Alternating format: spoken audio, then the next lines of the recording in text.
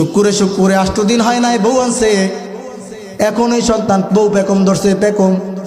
বউ সন্তানকে বলে, এত বড় সংসারের রান্না আমার পক্ষে করা সম্ভব না, তাড়াতাড়ি বাবা মাকে বলো আমাদের দুইজনকে আলাদা কইরা দিতে, আমরা দুইজন আলাদা খাবো।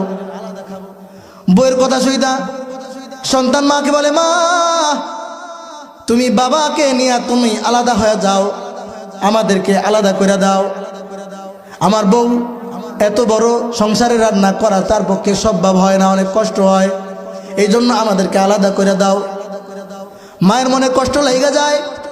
মা বলে, সন্তান আজকে 1 সপ্তাহ হয় না এই বাড়িতে বউ আনছো, এখন এই বউর কষ্ট হয়ে যায়। অথচ সন্তান আজকে 27টা বছর যাবত তোকে আমি রান্না কইরা খাওয়াই, তোর লেখাপড়ার খরচ, তোর ওষুধ খরচ, কত কিছু আমি মা দেই, কোনো সময় আমি বলি নাই